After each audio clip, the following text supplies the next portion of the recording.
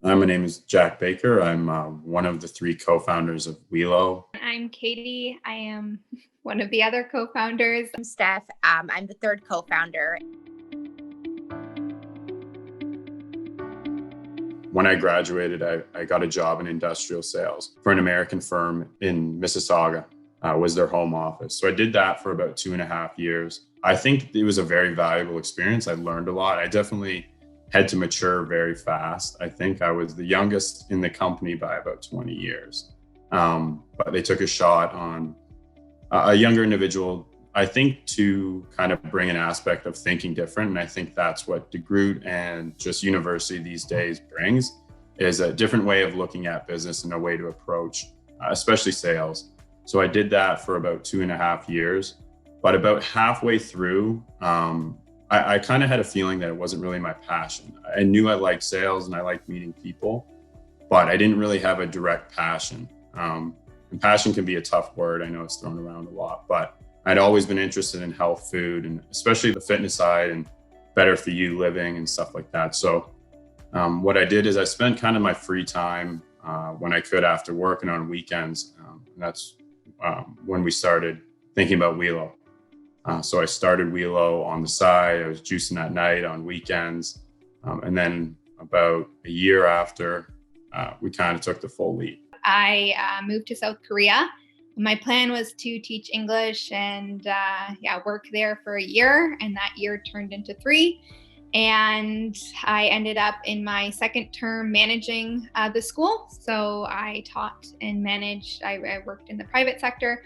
So it was quite an interesting experience. And then connected with Jack and Steph, came home and did Welo. And it's been an experience ever since then. I graduated school thinking that I would get into finance and kind of started on that route.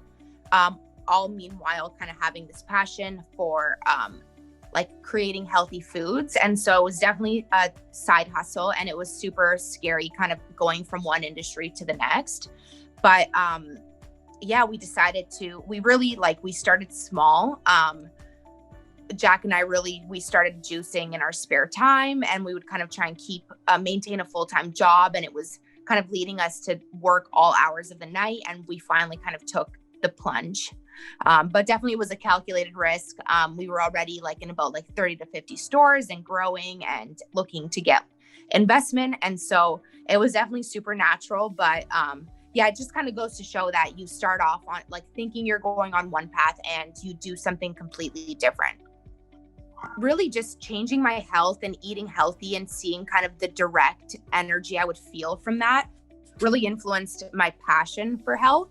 And really just also getting involved within school activities and doing these extracurriculars, going on exchange, all of those sorts of things influenced kind of that entrepreneurship in me. Object perspective, definitely our laptops, of course. That is business, especially with COVID.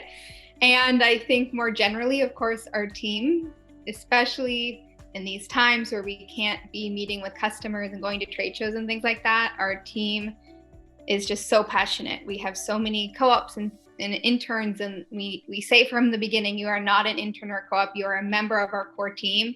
And they just bring so much enthusiasm and passion, and we just love it. I think we struggled with almost everything. I think if you listen to an entrepreneur and they don't say they struggle almost weekly, then they're probably not being vulnerable enough, in my opinion. It's honestly really just seeing our products on store shelves. And we've never, I think we actually talked about this as a group. None of us have ever been motivated by the money behind it, but it's really just being able to put something out there that you're proud of. Of course, shopping patterns have changed drastically. People, while they may still be going into the stores, they're shopping just differently. They're looking for different things. Just even the way they interact with the products in the store, and even how we can interact with the retailers and the store managers and how we can support them and how we can even get our messaging across. So of course, trade shows, we had a very ambitious 2020 trade show plan. We were going to be at the CNE, Canada-wide trade shows. That was, one of our go-to strategies. And of course, we couldn't do that. Being, a kids product, having kids taste it is key. So having to transition to, proving that it tastes good through just online means, I think, has been something that we've had to adapt to.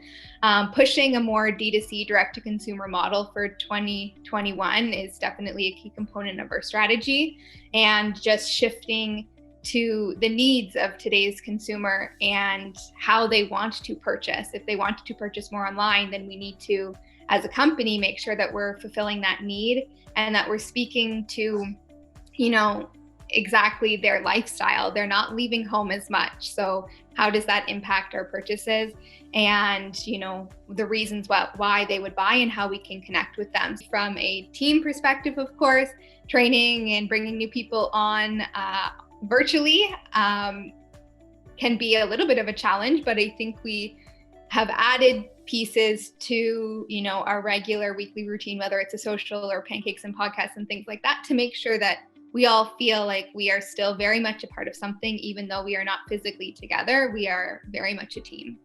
We all come around the idea of continuing to grow the brand and meeting in as many people. And honestly, that comes for getting the product into as many people's hands as we can in an honest and genuine way. That's not the idea of like, hey, I want to just sell a ton of product for a monetary value. It's like we truly believe in the work that we're doing and the products that we're trying to get to people. And I just want people to enjoy the product. I think the conversation about health food and the impacts that it positively has on people's lives is important. We want to be part of that conversation. We think we are spreading some good information and some positivity around that.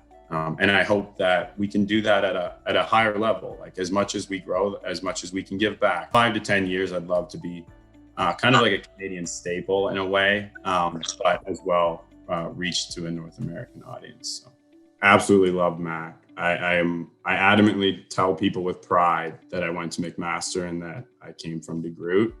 And I think that's something that I'll take with me for a long time. But I think if there was one memory, if I could pinpoint it, I think it was JDC. I think Katie did that case competition as well.